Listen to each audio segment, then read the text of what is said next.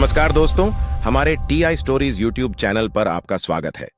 दोस्तों, आज हम आपको दिखाने जा रहे हैं तेनालीराम की कहानियाँ। तेनालीराम की पहली कहानी है तेनालीराम और जादूगर। इस कहानी में एक अहंकारी जादूगर राजा कृष्णदेव राय के दरबार में आया और उसने दरबारियों को चुनौती दी कि कोई उसे जादू के खेल में हरा के बताए। क्या तेनालीराम उस चुनौती का सामना कर पाया? जानने के लिए देखिए तेनालीराम की चतुराई की कहानी। एक दिन एक जादूगर कृष्णदेव राय के दरबार में आया।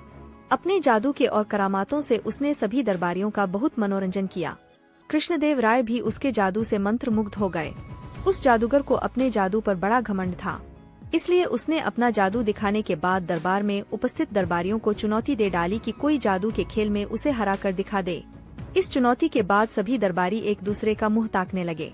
किसी की उस चुनौती को स्वीकार करने की हिम्मत नहीं हुई। तेनालीराम बैठकर दूसरे दरबारियों के सामने आकर चुनौती स्वीकार करने की प्रतीक्षा कर रहा था, किंतु जब कोई सामने नहीं आया तो वह स्वयं खड़ा हो गया और जादूगर की चुनौती स्वीकार कर ली। उसने जादूगर से पूछा, "मैं जो बंद आँखों से करूँगा, क्या तुम वो खुली आँखों से करके दिखा सकते हो?" यह सुनकर जादूगर हंस पड़ा और बोला, "ये कौन सी बड़ी बात है? मैं निश्चित रूप से खुली आँखों से वो कर सकता हूँ जो तुम बंद आँखों से कर सकते हो।" इसके बाद तेनालीराम द्वारपाल के पास गया और उसके कानों में फुसफुसाते हुए कुछ कहा। द्वारपाल तुरंत बाहर गया और अपनी दोनों मुट्ठी में रेत भरकर वापस लौटा। तेनालीराम ने द्वारपाल की एक मुट्ठी की रेत अपने हाथ में ले ली और अपनी आंखें बंद कर वह रेत अपनी आँखों के ऊपर डालने लगा। ऐसा करने के बाद वह जादूगर की ओर मुड़ा और बोला, "अब तुम्हें ये आँख खोलकर करना है।" जादूगर यह नहीं कर पाया और अपनी हार स्वीकार कर राजदरबार से चला गया। महाराज कृष्णदेव राय तेनालीराम के चातुर्य से बहुत प्रसन्न हुए और उनकी प्रशंसा करते हुए उन्हें बहुत सारे पुरस्कार प्रदान किए। तेनालीरामा की दूसरी कहानी है तेनालीराम और कुत्ते की पूंछ। अपनी बुद्धिमानी और चतुराई के कारण तेनालीराम महाराज कृष्णदेव राय के अति प्रिय थे, इसलिए उनके प्रति राजगुरु और अन्य दरबारियों की ईर्ष्या चरम पर रहती थी। सभी ऐसे अवसर की प्रतीक्षा में रहते थे जब वे तेनालीराम को महाराज के समक्ष नीचा दिखा सकें। एक दिन राजगुरु ने सबके साथ मिलकर तेनालीराम को अपमानित करने की योजना बनाई और महाराज के पास जा पहुँचे। उन्होंने महाराज के कान भरते हुए कहा, "महाराज, क्या आप जानते हैं कि तेनालीराम के पास वह विद्या है जिससे लोहा भी सोना बन जाता है?" यह बात सुनकर राजा कृष्णदेव राय ने सोचा कि इस विद्या का उपयोग प्रजा की भलाई के लिए होना चाहिए।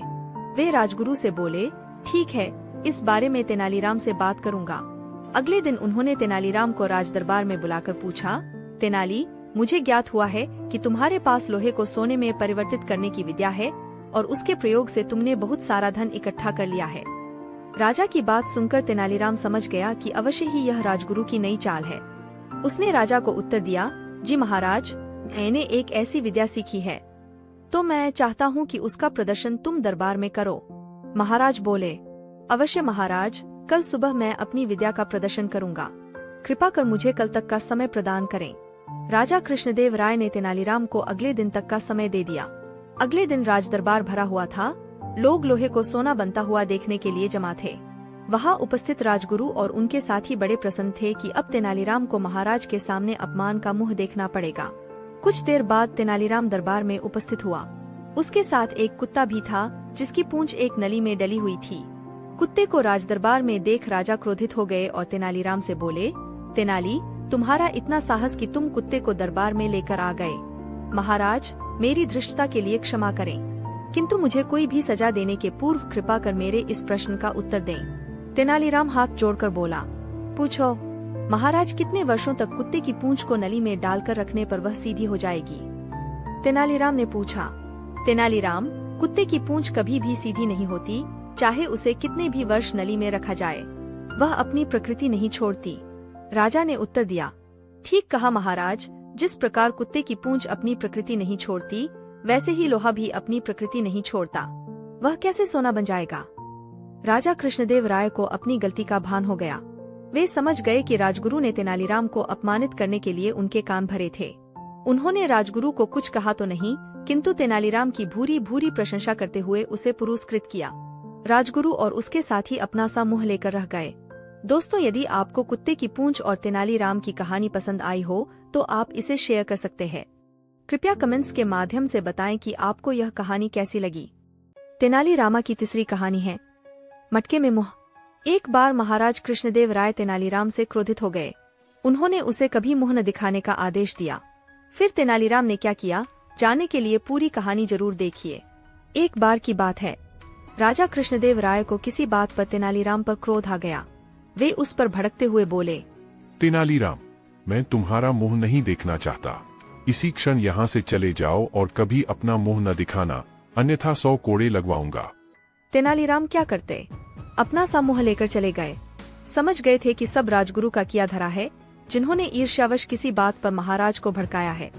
अगले दिन दरबार लगा तो तेनालीराम फिर महल पहुंच गए। उसे वहां देख राजगुरु महाराज के पास कक्ष में जा पहुंचे और बोले, महाराज, देखिए तेनालीराम की उद्दंडता। उसने आपके आदेश की अवहेलना की है। क्यों, क्या किया उसने? महाराज ने चकित होकर पूछा। महाराज, आपने उससे कहा था कि अपना मुंह मत दिखाना, फिर भी वह दरबार में उपस्थित हो गया है। महाराज, आपने उससे कहा था कि अपना मुंह मत दिखाना, फिर भी वह दरबार में उपस्थित हो गया है। यह सुनकर महाराज क्रोधित हो गए। उन्होंने सोच लिया कि तेनालीराम को इस उद्दंडता के दंड स्वरूप कोड़े लगवाएंगे। कुछ देर बाद जब वे दरबार पहुंचे तो देखा तेनालीराम अपने मुंह में मटका डालकर आया है और बड़े शान से अपने स्थान पर बैठा है। वे क्रोध में चिल्लाते हुए बोले, तेनालीराम, 100 कोड़े के दंड के लिए तैयार हो जाओ। तुमने हमारे आदेश की अवहेलना की है। तेनालीराम हाथ जोड़कर अपने स्थान पर खड़ा हो गया और बोला, किस आदेश की महाराज? आपके सामने आया हूँ महाराज, किंतु मैंने अपना मुंह आपको नहीं दिखाया। क्या मेरा मुंह आपको दिख रहा है? कहीं मटका फूटा हुआ तो नहीं? कहकर तेनालीराम अपने मुंह पर ढके हुए मटके को छूकर देखने लगा। उसकी इस हरकत पर महाराज कृष्णदेव राय को हंसी आ गई और वे बोले, तेनालीराम, तुम्हारी बुद्धिमानी का कोई तोड़ नहीं। अब ऐसे में तुमसे कैसे कोई क्रोधित रह सकता है?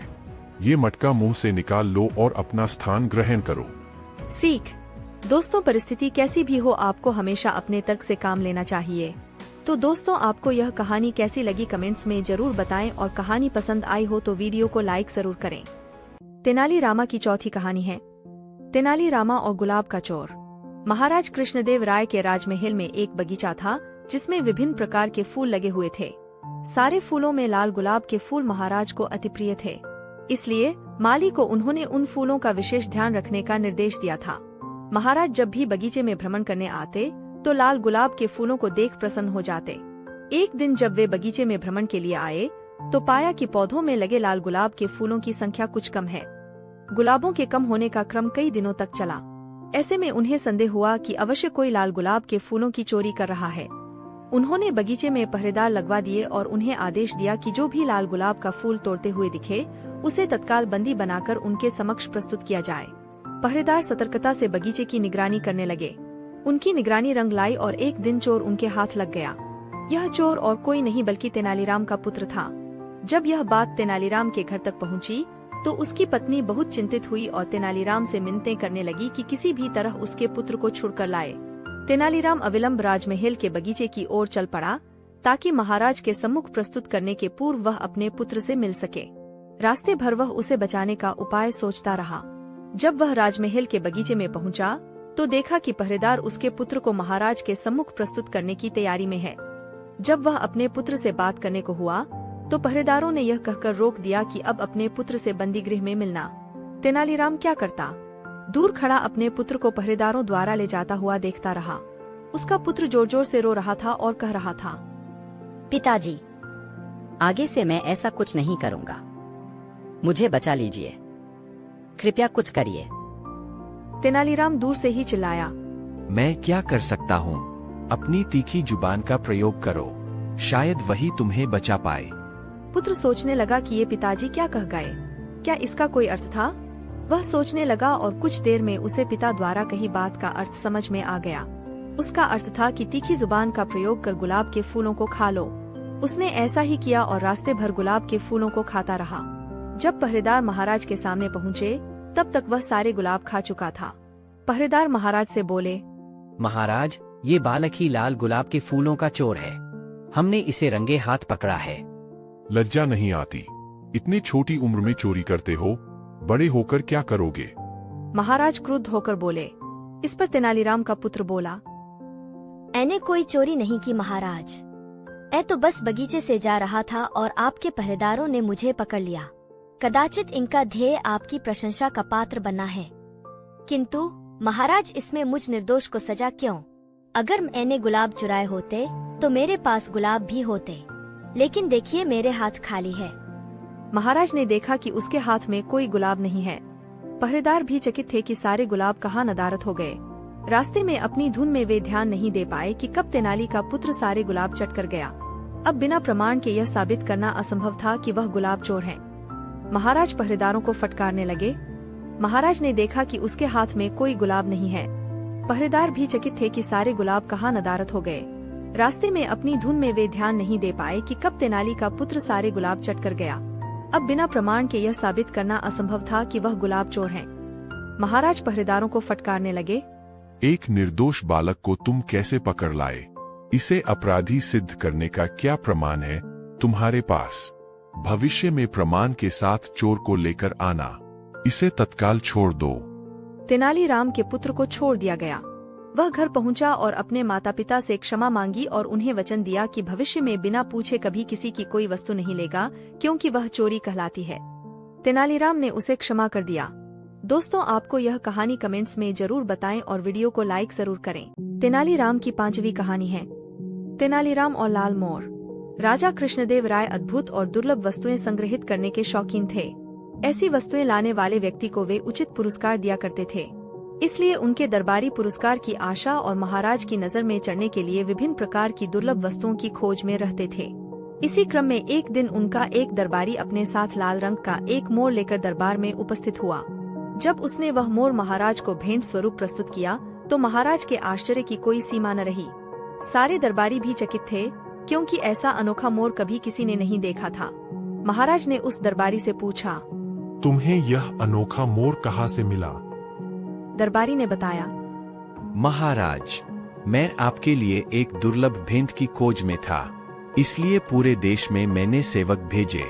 मध्य प्रदेश के घने जंगलों में ये लाल मोर पाए जाते हैं। जब सेवक ने मुझे प्रकृति की इस सुंदर और अद्भुत रचना के बारे में सूचित किया, तो मुझे आपके लिए ये सर्वोत्तम भेंट प्रतीत हुई और 200 स्वर्ण मुद्राओं में मैंने ये लाल मोर खरीद लिया। महाराज ने कोषाध्यक्ष से कहकर 200 स्वर्ण मुद्राएं तुरंत उस दरबारी को दिलवा दी और बोले, ये सुंदर लाल मोर हमारे राजमहल में बगीचे की शोभा बढ़ाएंगे। इसका मूल्य तुम्हें अभी दिया जा रहा है और 1 सप्ताह में तुम्हें उचित पुरस्कार भी दिया जाएगा। धन्यवाद कह वह दरबारी अपने स्थान पर बैठ गया। दरबार में उपस्थित तेनालीराम को प्रारंभ से ही दाल में कुछ काला प्रतीत हो रहा था। उसने इस पूरी बात की पड़ताल करने का निश्चय किया। जब उसने पड़ताल की तो उसे ज्ञात हुआ कि उस दरबारी द्वारा नगर के ही एक होनहार रंगकार द्वारा सामान्य मोर को लाल रंग से रंगवाकर महाराज के समक्ष प्रस्तुत किया गया है। तेनालीराम ने उस रंगकार से कहकर 4 मोरों को सुर्ख लाल रंग में रंगवा लिया और अगले दिन उन्हें लेकर दरबार पहुंच गया। वह महाराज से बोला, महाराज, मेरे मित्र दरबारी द्वारा 200 स्वर्ण मुद्राओं में एक लाल मोर मंगवाया गया था। मैंने आपके लिए उतने ही मूल्य में 4 सुर्ख लाल मोर लेकर आया हूँ। तेनालीराम द्वारा लाए गए 4 मोर पहले लाए मोर से भी सुंदर थे। महाराज प्रसन्न हो गए और कोषाध्यक्ष से बोले, तेनालीराम को तुरंत 200 स्वर्ण मुद्राएं दी जाए। इस पर तेनालीराम अपने साथ खड़े व्यक्ति की ओर इशारा करते हुए बोला, महाराज, इस स्वर्ण मुद्राओं पर मेरा कोई अधिकार नहीं है, बल्कि इन महाशय का अधिकार है। ये हमारे नगर के एक रंगकार हैं। इनके द्वारा ही इन 4 मोरों को लाल रंग से रंगा गया है और मित्र दरबारी द्वारा लाए गए मोर को भी। ये सुनते ही महाराज उस दरबारी पर क्रोधित हो गए जो पहले उनके लिए लाल मोर लेकर आया था। उन्होंने उसे 200 स्वर्ण मुद्राएं तत्काल लौटाने का आदेश दिया। साथ ही 50 स्वर्ण मुद्राओं का जुर्माना भी लगाया।